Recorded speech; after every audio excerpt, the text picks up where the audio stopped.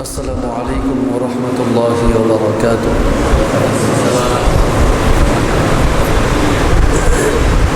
الحمد لله نحمده ونستعينه ونستغفره ونؤمن به ونتوكل عليه ونعوذ بالله من شرور أنفسنا ومن سيئات أعمالنا.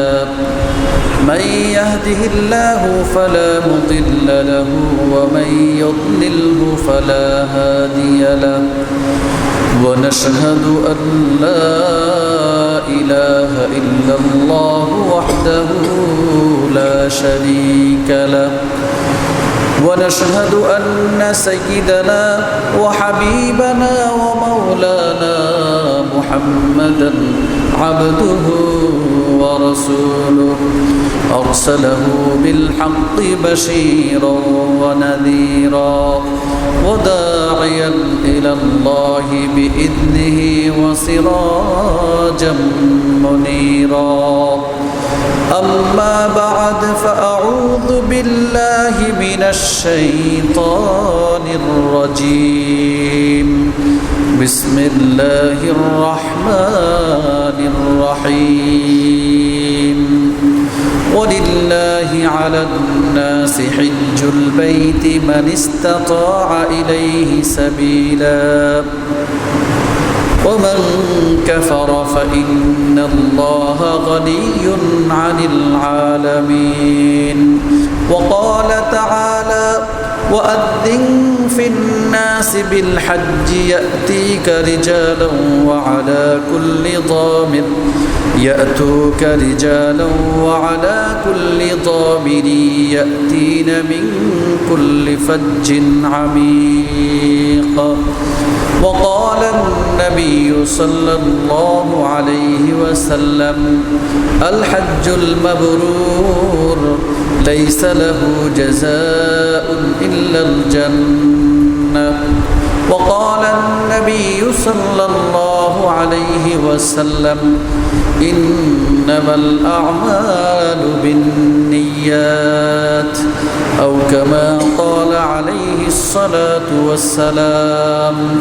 وقال تعالى في شان حبيبه إن الله وملائكته يصلون على النبي يا أيها الذين آمنوا صلوا عليه وسلموا تسليما.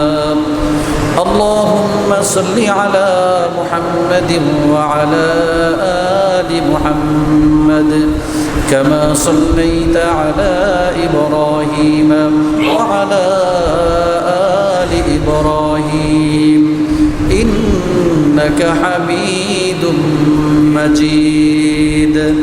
اللهم بارك على محمد وعلى آل محمد كما باركت على إبراهيم وعلى آل إبراهيم إنك حميد مجيد. محترم মুআজ্জাজ সম্মানিত মুসল্লিয়ানে কিরাম, মহান আল্লাহ জাল্লা শাআনুহুর দরবারে অসংখ্য শুকরিয়া জ্ঞাপন করি। আল্লাহ রব্বুল ইজ্জত আপনাকে আমাকে তার আনুগত্যকারী গোলাম হিসেবে দুনিয়ার মধ্যে প্রেরণ করেছেন। বিশেষত তার আনুগত্য প্রকাশের জন্য বিভিন্ন পদ্ধতি আমাদেরকে দান করেছেন, যেটাকে ইসলামী শরীয়তে ইবাদত হিসাবে, ইবাদতে খাসা হিসাবে চিহ্নিত করা হয়। তো এই ইবাদতগুলি যারা যথাযথভাবে পালন করে তারা আল্লাহ রাব্বুল আলামিনের কাছে তার গোলাম হিসাবে পরিচয় লাভ করে।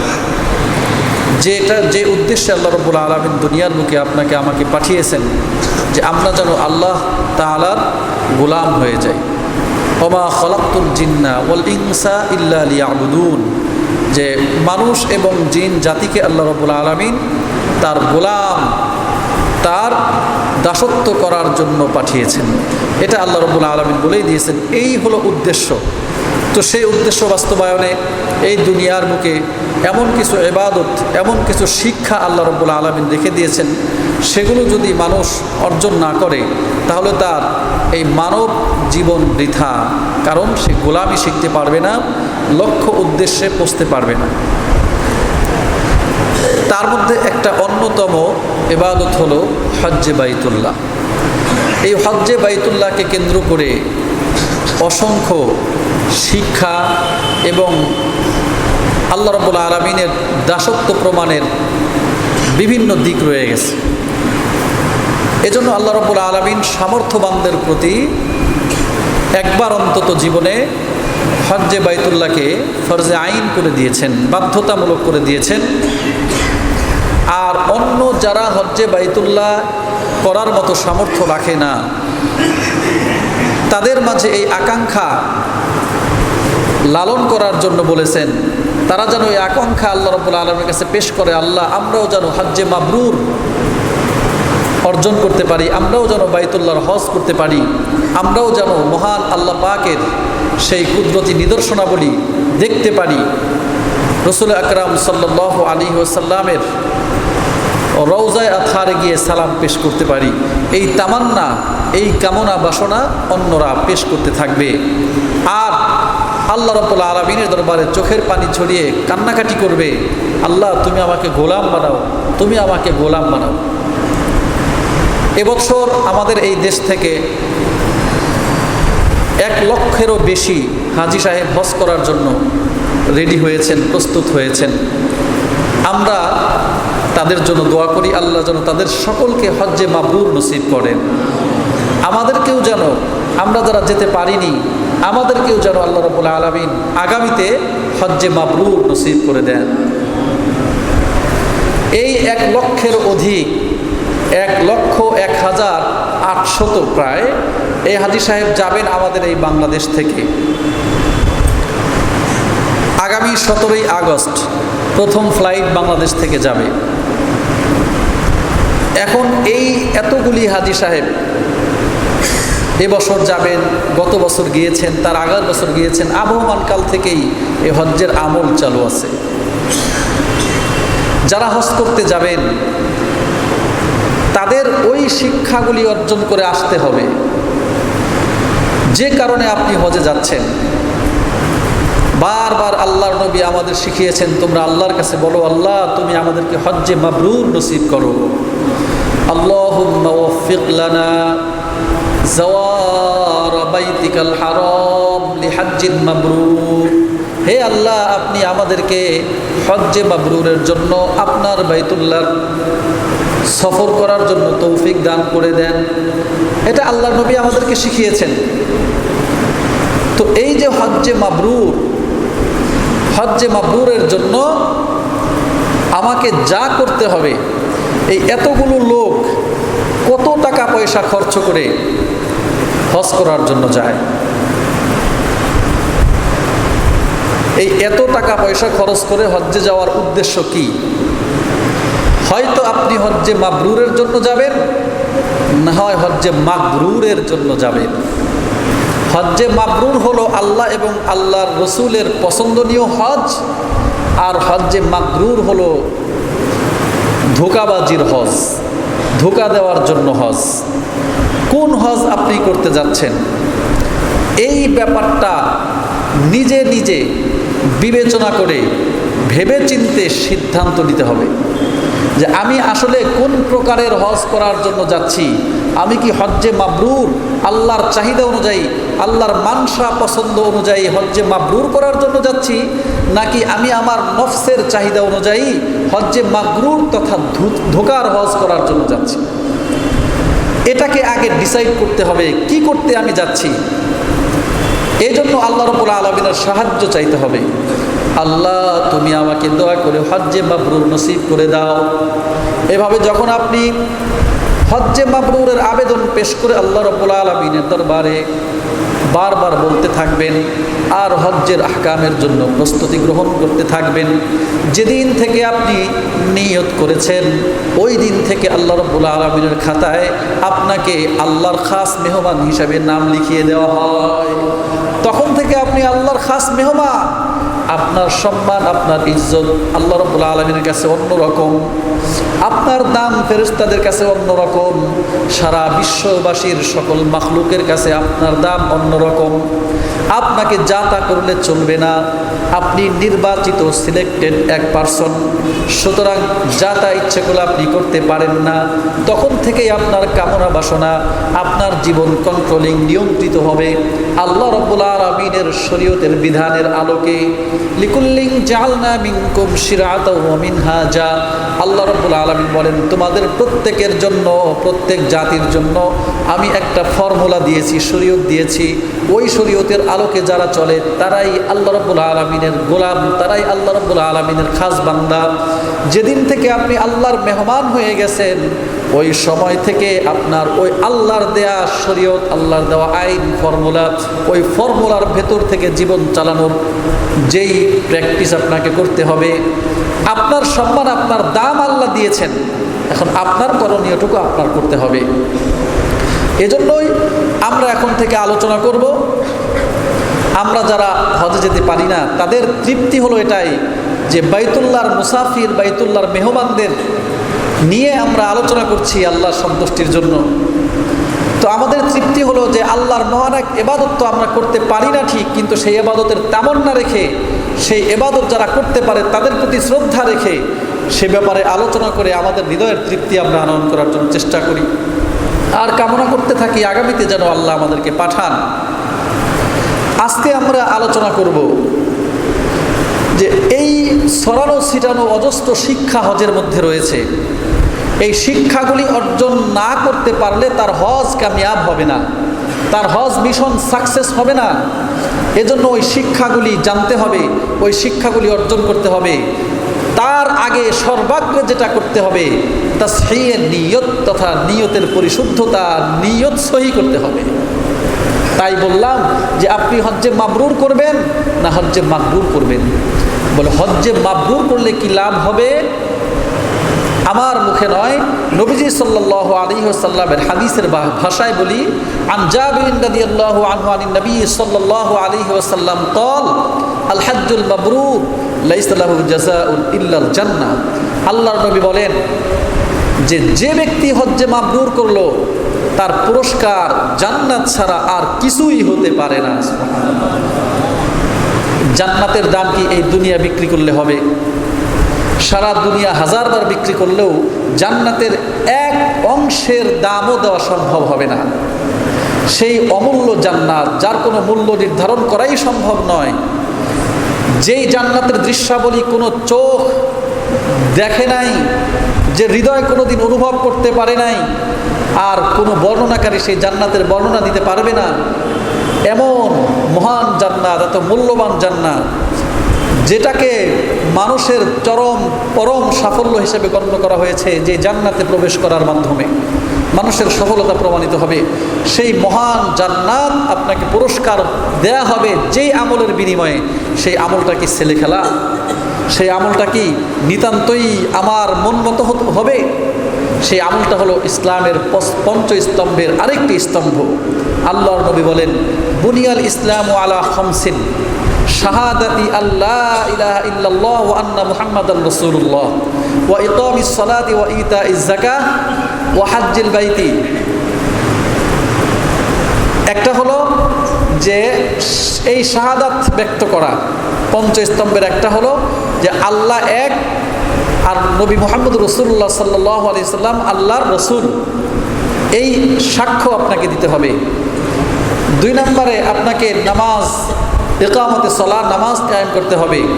3 নম্বরে আপনাকে যাকাত দিতে হবে, ও সওমি রমাদান, এবং আপনাকে রমজানের রোজা রাখতে হবে। 5 নম্বর, ও হজ্জিল বাইতি মান ইসতাতা ইলাইহি সাবিলা, যার পক্ষে সম্ভব বাইতুল্লাহর হজ করা তাকে হজ করতে হবে। এই 5টি বেনা, যেই আমলের বিনিময় হতে পারে জান্নাত, সেই আমলটা কেমন আমল? আমলটা ওই রকম বড় আমল যেটার উপরে ইসলামের স্ট্রাকচার, ইসলাম দাঁড়িয়ে আছে। যেই 5 খোঁটার উপরে, ভিত্তির উপরে ইসলাম দণ্ডায়মান, তার মধ্যে হজ্জে বাইতুল্লাহ একটি।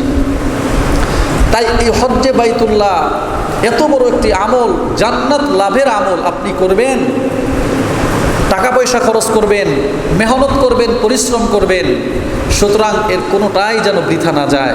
তাই প্রথমত আপনাকে সহি নিয়ত করতে হবে। কি নিয়ত? আল্লাহ তুমি আমাকে হজ্জে মাবরুর নসিব করে দাও, আমাকে হজ্জে মাবরুর করার তৌফিক দান করে দাও। হজ্জে মাবরুর, তাহলে এখানে প্রশ্নটা হলো হজ্জে মাবরুর আমাকে করতে হবে। কে, কোনটা সেই হজ্জে মাবরুর? হজ্জে মাবরুর কাকে বলা হয়? মাবরুর শব্দটা আসছে বীররুম থেকে। বীর, বীর কাকে বলে? নবীজি সাল্লাল্লাহু আলাইহি ওয়াসাল্লামের শিক্ষাপ্রাপ্ত সাহাবায়ে কেরাম বীর বললে যেটা বুঝতেন, হাদিস শরীফে আসছে যে সাহাবায়ে কেরাম বীর বলতে যেটা বুঝতেন সেটা হলো যে অকালু আল বিররু হুয়া ফি'লুত তাআত কুল্লিহা ওয়া দিদ্দুহু আল ইসম। মাবরুর তথা বীর হলো ওই জিনিস, আল্লাহ রাব্বুল আলামিনের সকল হুকুমের পূর্ণ আনুগত্য, এটার নাম হলো বীর। বীর বলতে আমরা কি বুঝলাম? যে আল্লাহ রাব্বুল আলামিনের সকল হুকুমের পূর্ণ আনুগত্য, এইটার নাম হলো বীররুন। এরকম বীর যে হজের মধ্যে আছে, যেই হজের মাধ্যমে এই বীর অর্জিত হয়, ওইটার নাম হলো হজ্জে মাবরুর। তাহলে ফল কি দাঁড়ালো? যে ব্যক্তি হজ্জে মাবরুর করবে তার জীবনটা সব ক্ষেত্রে শরীয়তের পূর্ণ আনুগত্য থাকতে হবে। এই শিক্ষাটা অর্জন করে যে আসবে সে হজ্জে মাবরুর করে আসলো। আর এই হজ্জে মাবরুর যে করতে পারলো তার পুরস্কার হয়ে যাবে জান্নাত। আর এর বাহিরে হজ করলো, কি হজ করলো? টাকা পয়সা খরচ করে সারা দুনিয়াকে জানালো, এই দেখো দেখো আমি হজ্জে যাই। হজে যাওয়ার পরে 5 স্টার হোটেলে তার জীবন কাটে, আমলের খবর নাই, ওরকমভাবে নিয়তের শুদ্ধতা নাই। সেখান থেকেও তার ক্ষমতার দ্বন্দ্ব যায় না, ক্ষমতার দম্ভ যায় না। সেখান থেকে তার এরকমভাবে প্রভাব প্রতিমত্ততা সেখানেও সে বিস্তার করে চলে। তারপরে সেখান থেকে ফিরে আসে, দুনিয়াকে জানায়, এই দেখো খবরদার আমি কিন্তু বড় ধার্মিক, হজ করে আসছি, আল হাজ ও মুক্তবু ইত্যাদি নাম ভাসিয়ে মানুষের কাছ থেকে দুনিয়ার স্বার্থ সিদ্ধি হাসিল করতে চায়। এই ব্যক্তি হজ্জে মাবরুর করে নাই, এই হজ্জে মাবরুর করেছে, ধোঁকার হজ করেছে। বলে কাকে ধোঁকা দিল? কাউকে ধোঁকা দিল না। ইউখাদিউনাল্লাহা ওয়াল্লাযীনা আমানু ওয়া মা ইয়াখদাউনা ইল্লা আনফুসাহুম ওয়া মা ইয়াশউরুন। তারা আল্লাহকে ধোঁকা দেয় নাই, তারা আল্লাহর নবীকে ধোঁকা দেয় নাই, তারা সাহাবায়ে কেরামকে ধোঁকা দেয় নাই, বরং মূলত তারা নিজেরা ধোঁকা দিয়েছে। নিজেদেরকেই তারা ধোঁকা দিয়ে নিজেদেরকে ধ্বংস সাধন করে এসেছে, নিজেদের ধ্বংস সাধন করে এসেছে। এজন্য তাসহিয়ে নিয়ত যে কত জরুরি, আল্লাহর কাছে সাহায্য চাওয়া কত যে জরুরি, যে এত টাকা পয়সা খরচ করে, এত ত্যাগ তিতিক্ষার ভিতর দিয়ে, বড় কষ্ট মেহনতের মধ্য দিয়ে, দীর্ঘ সফর করে একটা হজ ফরজ ইবাদত আদায় করতে যাচ্ছি, এটা যেন কোনো মূলেই কোনোভাবেই নষ্ট না হয়ে যায়, তার জন্য আল্লাহর সাহায্য চাইতে হবে, তাসহিয়ে নিয়ত লাগবে। তো হজ্জে মাবরুর, হজ্জে মাবরুর হলো ওই হজ যেই হজ করার পরে একজন হাজী সাহেব শরীয়তের পূর্ণ আনুগত্য করার মতো প্র্যাকটিস সাধনা অর্জন করতে পারে, যোগ্যতা অর্জন করতে পারে, এমন হজ যিনি করে আসতে পারলেন, সেই হজের নাম হলো হজ্জে মাবরুর। সেই হজের নাম হলো হজ্জে মাবরুর। সুতরাং বীরওয়ালা হজ করতে হবে। আল্লাহ রাব্বুল আলামিন কোরআনে কারীমে ইরশাদ ফরমান, লাইসাল বিররু আন তুওয়াল্লু ওয়ুজুহাকুম কিবালাল মাশরিকি ওয়াল মাগরিব ওয়ালাকিন্নাল বিররা মান আমানা বিল্লাহি ওয়াল ইয়াউমিল আখির। আল্লাহ রাব্বুল আলামিন বলেন, লাইসাল বিররু আন তুওয়াল্লু ওয়ুজুহাকুম কিবালাল মাশরিকি ওয়াল মাগরিব ওয়ালাকিন্নাল বিররা মান আমানা বিল্লাহি ওয়াল ইয়াউমিল আখির ওয়াল মালাইকাতি ওয়াল কিতাবি ওয়ান নাবিয়্যিন ওয়া আতাল মালা আলা হুব্বিহি যাবিল কুরবা ওয়াল ইয়াতামা ওয়াল মাসাকিন ওয়া মানিস সাবিল ওয়াস সাইলিন ওয়া ফির রিকাব ইলা আখিরিল আয়া। আল্লাহ রাব্বুল আলামিন নিজেও বলেছেন যে তোমরা শুধু চেহারাটা কিবলার দিকে ঘোরাবে, এইটার নাম কিন্তু বীর নয়।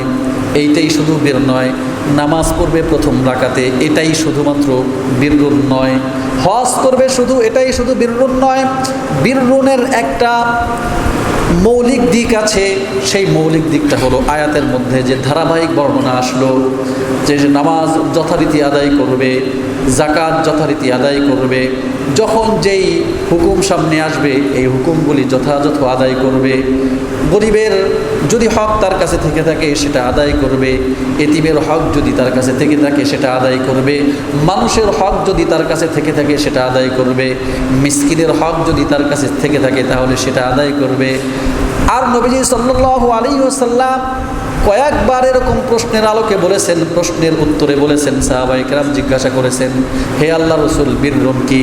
একবার এরকম প্রশ্নের জবাবে আল্লাহর নবী বললেন, হুসনুল খুলুক, মানুষের সাথে সুন্দর আচরণ করা, এটাও হলো বীর। আরেকবার জিজ্ঞাসা করা হলো যে এরকমভাবে বীররুম কাকে বলে? আল্লাহর নবী বলেন, ইতআমুত তাআম ওয়া ইফশাউস সালাম, যে বীররুম বলা হয় তুমি মানুষকে বেশি বেশি খানা খাওয়াবে, আল্লাহর সন্তুষ্টির জন্য মানুষদেরকে খানা খাওয়াবে, মানুষের খানার ইন্তজাম করবে, যে খানা খেতে পায় না, তার খাবারের নিশ্চয়তা নাই, ওই সমস্ত ব্যক্তিদের খাবারের নিশ্চয়তা বিধানের জন্য চেষ্টা সাধনা তোমাকে করতে হবে। এরকমভাবে যখন তোমার ভেতরে দেখবে এই অনুভব আসবে যে সালামের প্রচলন নাই, তুমি বেশি বেশি সালাম দিয়ে দিয়ে সালামের প্রচলন ঘটাবে, আল্লাহর নবীর এই সুন্নতের ব্যাপক প্রচলনের ভেতর দিয়ে তুমি বীর অর্জন করবে। এরকমভাবে এই নেক কাজগুলি তুমি অর্জন করতে পারবে। সুতরাং বীররুন একটা সমষ্টিগত রূপরেখা, একটা ইসলামী শরীয়তের সমস্ত আইন, মাসলা মাসাইল এবং শরীয়তের কানুনগুলো একত্রিত করলে যা হয় ওইটার নাম হলো বীর। এটাকেই এক কথায় সাহাবায়ে কেরাম বুঝতেন যে পূর্ণ আনুগত্য, ইতাআত কুল্লিহা, যে আল্লাহ রাব্বুল আলামিনের পূর্ণ আনুগত্য জীবনের সব ক্ষেত্রে আল্লাহর নবী যেভাবে দেখিয়েছেন এইটার নাম হলো বীররুন। আর এই বীররুনের শিক্ষা যারা হজের মাধ্যমে অর্জন করেন ওইটাকেই বলা হয় হজ্জে মাবরুর, ওইটাকেই বলা হয় হজ্জে মাকবুল। হজ্জে মাবরুরের আর এক নাম হজ্জে মাকবুল, অর্থাৎ যে হজ আল্লাহ কবুল করেছেন। তো আল্লাহ কোন হজ কবুল করবেন? যে হজের মাধ্যমে আল্লাহর পূর্ণ গোলাম হওয়া যাবে, যে হজের মাধ্যমে আল্লাহর পূর্ণ গোলাম হওয়া যাবে, সেই হজের নাম হলো হজ্জে মাবরুর। তাই যারা হজের নিয়ত করেছেন হাবিজাবি মন থেকে সব দূরে ফেলে দিয়ে আল্লাহর নবীর নিয়ম অনুযায়ী, আল্লাহর নবীর নির্দেশ অনুযায়ী আপনি নিয়তকে পরিশুদ্ধ করে ফেলেন। আল্লাহর নবী বলেছেন, ইন্নামাল আমালু বিন্নিয়াত, তুমি যত বড় আমল করো, যত বড় কাজই তুমি সমাধা করো, তোমার নিয়তের উপরে ওই কাজের ফলাফল নির্ভর করছে। যদি তোমার নিয়ত সহি হয় তাহলে ওই ভালো আমলের ফল তুমি পেয়ে যাবে, আর যদি তোমার নিয়ত সহি না হয় তাহলে ওই ভালো আমলের ফল তুমি পাবে না। সুতরাং নিয়তের পরিশুদ্ধতা অত্যন্ত জরুরি একটা বিষয়। তাই হজের অনেকগুলি শিক্ষা আছে, এই শিক্ষাগুলো অর্জনের জন্য আপনাকে এখনই নিয়ত করতে হবে, এখনই আপনাকে ভাবতে হবে আমি আল্লাহর ঘরের মেহমান, এজন্য আমাকে সতর্ক হয়ে যেতে হবে। তো এক নাম্বার শিক্ষা হলো শরীয়তের নিরঙ্কুশ অনুসরণ, শরীয়তের নিরঙ্কুশ অনুসরণ। তো যারা হজ্জে মাবরুর করতে চান, হজ্জে মাবরুর করে আল্লাহর সন্তুষ্টি পেতে চান, তাদের প্রথমত নিয়ত হবে আল্লাহ সেই হজ্জে মাবরুর দান করো, যে হজ্জে মাবরুর করার মাধ্যমে আমি শরীয়তের পূর্ণ আনুগত্য করতে পারবো, নিরঙ্কুশ আনুগত্য করতে পারবো, এরকম হজ করার তৌফিক তুমি আমাকে দান করে দাও। আল্লাহ রাব্বুল আলামিন কোরআনে কারিমে বলেন, ফালা ওয়া রাব্বিকা লা ইউমিনুনা হাত্তা ইউহাক্কিমুকা ফীমা শাজারা বাইনাহুম সুম্মা লা ইয়াজিদু ফী আনফুসিহিম হারাজাম মিম্মা কাযাইতা ওয়া ইউসাল্লিমু তাসলিমা। শরীয়তের পূর্ণ নিরঙ্কুশ আনুগত্যের কথা আল্লাহ বলেন। কি বলেন? যে ও নবী, ফালা ওয়া রাব্বিকা, আমি আপনার রবের কসম করে বলছি, অর্থাৎ আমি আল্লাহ নিজের কসম করে বলছি, ফালা ওয়া রাব্বিকা লা ইউমিনুনা, তারা কখনোই মুমিন হতে পারবে না, হাত্তা ইউহাক্কিমুকা ফীমা শাজারা বাইনাহুম, তাদের মধ্যে যেই ঝামেলাগুলি হয়ে গেছে, তাদের মধ্যে যে দিকভ্রান্ততা এসে গেছে, তাদের মধ্যে যে ধরনের স্খলন এসে গেছে, যে ধরনের অশান্তি এসে গেছে, সমাজ জীবনের যে সমস্ত সমস্যা এসে গেছে, ওই সমস্যাগুলি সমাধানের জন্য আপনাকেই ফয়সালা দাতা যতক্ষণ পর্যন্ত তারা না মানবে এবং এই মানার পেছনে কোনো ধরনের আহা থাকবে না, কোনো ধরনের বিরক্তি থাকবে না, কোনো ধরনের অসম্মতি থাকবে না, এমনভাবে সন্তুষ্ট চিত্তে যতক্ষণ পর্যন্ত আপনাকে ফাসিল, আপনাকে ফয়সালা দানকারী হিসেবে না মানবে, আমি আমার কসম করে বলছি নবী, তারা কখনোই মুমিন হতে পারবে না। তো এই আয়াতের মধ্যে আল্লাহ স্পষ্ট করে দিলেন শরীয়তের পূর্ণ আনুগত্যের মধ্যে এটাও আছে, শরীয়তের অনেক নিগুড় তাত্ত্বিক দিক আছে যেগুলো আমাদের বুঝে আসবে না, যার যৌক্তিকতা আমাদের সামনে আসবে না, সেইখানেও প্রশ্ন তুলবে না যে কেন এটা করা হলো, কেন এরকম একটা করা হলো, কেন এই ব্যবস্থাপনাটা বুঝে আসলো না। এই যে এর নাম হলো আহা, কেমন জানি তার ভিতরে একটা বিরক্তি ভাব, এই ভাবটা আসলেও সে কি হতে পারবে না, মুমিন হতে পারবে না। বনে ইসরাইল এবং মুসলমান অর্থাৎ পূর্ব যুগের উম্মত এবং নবীজি সাল্লাল্লাহু আলাইহি ওয়াসাল্লামের উম্মত, এই দুই শ্রেণীর মধ্যে বেশ কম বা ব্যবধানের মধ্যে অন্যতম একটা ব্যবধানের দিক হলো, বৈশিষ্ট্যের একটা দিক হলো যে পূর্বের উম্মতেরা অনেক সময় প্রশ্ন করে ফেলেছে যে আল্লাহ কেন এরকম হুকুম দিলেন, আল্লাহ কেন এরকম হুকুম দিলেন। আর মুসলমানদের বৈশিষ্ট্য হলো নবীজি সাল্লাল্লাহু আলাইহি ওয়াসাল্লাম যা বলবেন তার পিছনে এটা বলবেন না যে কেন এরকম নির্দেশ দিলেন, শুধু বলবে কি নির্দেশ দিলেন আমরা মানতে চাই। আবু বকরের মতো, আবু বকর বলেছেন তিনি যা বলেছেন সত্য বলেছেন, কিভাবে হলো কেন হলো জানতে চাই না, আল্লাহর নবী বলেছেন বাস আমি মেনে নিলাম। এই রকমভাবে যে মেনে নিবে সে পূর্ণ শরীয়তের আনুগত্যকারী হিসেবে প্রমাণিত হবে। আর যদি শব্দ হয় তাহলে বনে ইসরাইলি স্বভাব, বনে ইসরাইলরা যে কারণে অভিশপ্ত হয়েছে তার মধ্যে একটা হলো আল্লাহ রাব্বুল আলামিনের বিধান আসার পরে তারা প্রশ্ন করতো কেন আসলো, কেন এরকম নির্দেশ দিল আল্লাহ, এই প্রশ্ন তুলতো। সুতরাং এরকম প্রশ্ন তোলা যাবে না, বুঝে আসলেও আলহামদুলিল্লাহ, বুঝে না আসলেও আলহামদুলিল্লাহ। কিছু জিনিস আছে অনেক কিছু জানার পরে বুঝে আসে, এখন আমি যদি ওরকম একটা হুকুম সামনে আমার চলে আসে, হয়তো অনেক কিছু না জানার কারণে এই হুকুমের তাৎপর্য আমি জানি না, বুঝি না, তাই বলে কি আমি প্রশ্ন তুলব কেন এরকম হুকুম আমাদেরকে দিলেন, এরকম প্রশ্ন তোলা যাবে না। তো শরীয়তের যে সমস্ত বিধানগুলি আছে, আল্লাহর নবীর পক্ষ থেকে যে সমস্ত বিধানগুলি আমাদের কাছে স্বতঃসিদ্ধভাবে এসে গেছে, ওই সমস্ত বিধানের ব্যাপারে অঙ্গুলি তোলা, প্রশ্ন তোলা, এটা মুমিনের লক্ষণ নয়, এটা বনি ইসরাইলি স্বভাব, এটা হলো মাহরুমিয়াতের স্বভাব, অভিশাপের স্বভাব। এই স্বভাবটা বাদ দিতে হবে। তো এই স্বভাবটা বাদ দেওয়ার জন্য এই প্রশিক্ষণ, এটাও একটা হজের প্রশিক্ষণ। এটা হতে পারে যে ছড়িয়ে ছিটিয়ে থাকা এই হজের শিক্ষাগুলির একটা হলো যে শরীয়তের প্রতি পূর্ণ নিরঙ্কুশ আনুগত্য আমাকে শিখতে হবে, আমাকে জেনে আসতে হবে যে আল্লাহ রাব্বুল আলামিনের হুকুমের ক্ষেত্রে কোনো ধরনের শব্দ চলবে না। তাই একজন হাজী সাহেব যখন নিয়ত করে ফেলেন যে আমি বাইতুল্লাহর হজের জন্য নিয়ত করে ফেলেছি, নিয়তের সাথে সাথে এরকম সহি নিয়তের সাথে সাথে আল্লাহ রাব্বুল আলামিনের খাতায় তার নাম চলে যায়, সে আল্লাহর মেহমান হিসেবে সাব্যস্ত হয়ে যায়, তার সম্মান আকাশে বাতাসে এরকমভাবে তার নিরাপত্তা বেষ্টনী তৈরি করা হয়, ফেরেশতারা তার সম্মান দিতে থাকে, আল্লাহ রাব্বুল আলামিন তাকে নিয়ে আলোচনা করতে থাকেন, তার জন্য প্রত্যেকটা কাজের সওয়াব এরকম নির্ধারণ হতে থাকে।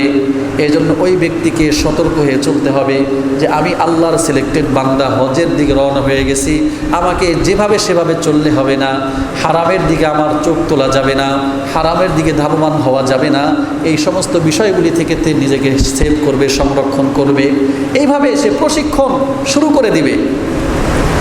এরপরে যখন টাকাটা জমা দিয়ে দিল, হজে যাওয়ার জন্য টাকা জমা দিয়েছে, তার নিয়ত হলো হজ্জে মাবরুর অর্জন করা।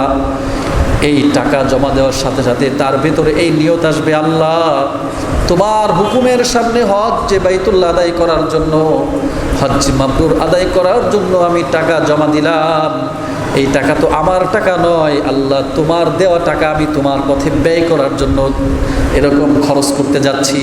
শুধু এই ক্ষেত্রে নয়, এরকম জীবনের সব ক্ষেত্রে যখনই তোমার হুকুম সামনে আসবে, তোমার হুকুমের সামনে আমি এইরকমভাবে আমার অর্থের কোরবানি দিতে থাকবো। এই নিয়ত তার থাকবে, এই শিক্ষা তার থাকবে যে যে কোনো জায়গায় যে কোনোভাবে আল্লাহর পথে আমি এইভাবে আমার অর্থ ব্যয় করার জন্য আমি নিয়ত রাখি ইনশাআল্লাহ তাআলা। আল্লাহ আমাকে যতটুকু দিয়েছেন, যতটুকু সাধ্য দিয়েছেন, আমার সাধ্য অনুযায়ী আল্লাহর পথে আমি আমার অর্জিত অর্থ যা আল্লাহ আমাকে দিয়েছেন সেটা আমি ব্যয় করার জন্য নিয়ত রাখি। এরপরে যখন সফরের প্রস্তুতি চলে, সেই সময় তার ভেতরে এই শিক্ষা থাকতে হবে যে ও আল্লাহ, আমি তোমার বাইতুল্লাহর সফরের জন্য যাচ্ছি। এটা হয়তো একটা 1 মাসের সফর, একটা লম্বা সফর বটে, কিন্তু আল্লাহ এটা তো শুধু সফর। এই সফরকে কেন্দ্র করে আমার শিক্ষা হলো তোমার হুকুমে যে কোনো সফর করতে আমি প্রস্তুত আছি। তোমার হুকুমের জন্য, তোমার হুকুম পালন করার জন্য যে কোনো সফরের জন্য আমি প্রস্তুত আছি। এইভাবে জীবনের সব ক্ষেত্রে আল্লাহ রাব্বুল আলামিনের আনুগত্য করার জন্য নিয়ত তার ঠিক আছে। যখন সে এহরাম পড়ে, এহরামের সাদা কাপড় গায়ে জড়ায়, এহরামের সাদা কাপড় গায়ে জড়িয়ে আল্লাহ রাব্বুল আলামিনের দরবারে লাব্বাইক আল্লাহুম্মা লাব্বাইক বলে সাড়া দেয়। লাব্বাইক আল্লাহুম্মা লাব্বাইকের শব্দগুলির মধ্যে তাওহীদের শিক্ষা, আল্লাহ রাব্বুল আলামিনের হুকুমকে মেনে নেওয়ার শিক্ষা, লা তাআতা লিমাখলুকিন ফি মাসিয়াতিল খালিকের শিক্ষা। যে আল্লাহর নবী বলেছেন আল্লাহর আনুগত্যের ক্ষেত্রে মানে আল্লাহর হুকুমের সামনে কোনো মাখলুকের হুকুম চলবে না, কোন মাখলুকের হুকুম মানার ক্ষেত্রে আল্লাহর হুকুম লঙ্ঘন হতে পারবে না। এই মৌলিক শিক্ষা, মৌলিক নীতি যে আল্লাহর নবী আমাকে দিয়েছেন, এই নীতির বাস্তবায়ন ওই লাব্বাইক আল্লাহুম্মা লাব্বাইকের মধ্যে রয়েছে। আল্লাহর নবী আমাকে যেভাবে চলতে বলেছেন, আল্লাহর নবী আমাকে যেইভাবে আমার জীবন সাজাতে বলেছেন, লাব্বাইক আল্লাহুম্মা লাব্বাইক বলে আমি তার সাথে সাপোর্ট করলাম। ইতিবাচকভাবে আল্লাহর নবীর এই দৃষ্টিভঙ্গিটা আমি গ্রহণ করলাম। এরপরেও যদি আমার জীবনের পরিবর্তন না আসে, তাহলে মনে হবে যেন আমার নিয়তের মধ্যে গড়বড়ি ছিল, গরর ছিল, ধোঁকা ছিল। এই জন্য নিয়তকে পরিশুদ্ধ করে আমি যখন ইহরামের কাপড় পরলাম, লাব্বাইক আল্লাহুম্মা লাব্বাইক বললাম, এই কথা বলতে চাইলাম, আল্লাহ লাব্বাইক আল্লাহুম্মা লাব্বাইক, আমি সাড়া দিলাম আপনার ডাকে, লাব্বাইক আল্লাহুম্মা লাব্বাইক, হে আল্লাহ আপনার ডাকে আমি সাড়া দিলাম। লা শারীকা লাক, আপনার কোনো শরীক নাই। তার মানে কি? আপনার কোনো শরীক নাই কথাটা মুখ দিয়ে বলে ছেড়ে দিলাম, বাতাসে চলে গেল, এরকম হতে পারবে না। আমার হৃদয় দিয়ে অনুভব করা কি কারণে আমি এই কথাটা বললাম, কি বললাম। লা শারীকা আল্লাহ, আল্লাহর সাথে কোনো শরীক নাই।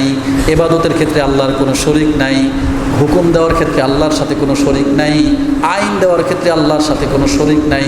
এরকম জীবনের প্রত্যেকটা ক্ষেত্রে আল্লাহর হুকুম মানার নাম হলো লা শারীকা আল্লাহুম্মা লাব্বাইক, লা শারীকা লাকা লাব্বাইক। এরকমভাবে আমি বারবার বলছি, আল্লাহ তোমার ডাকে সাড়া দিলাম, তোমার ডাকে সাড়া দিলাম। ইন্নাল হামদা ওয়ান নি'মাতা, হে আল্লাহ সমস্ত প্রশংসা তোমার, তুমি ছাড়া অন্য কারো প্রশংসা হতে পারে না, তোমার প্রশংসায় আমি করলাম। অনিয়ামতা, যত নিয়ামতরা যে আছে তুমি দিয়েছো, অন্য কারো অবদান নয়, একমাত্র তোমার অবদান আমার জীবন বেঁচে থাকার জন্য। অন্য কোনো অবদান স্বীকার করার আগে আমি তোমার অবদানকে স্বীকার করে নিলাম। ইন্নাল হামদা ওয়ান নিয়ামাতা লাকা ওয়াল মুলক, তোমার কাছে এই সমস্ত ক্ষমতা, তোমারই বাদশাহী, তোমারই রাজত্ব, তোমারই সব। এই কথাগুলি নির্ভেজাল তাওহীদের কথা, আমার হৃদয় দিয়ে অনুভব করার কথা। আমি অনুভব করে করে করে করে তারপরে মনটাকে তৈরি করেছি। কি তৈরি করলাম?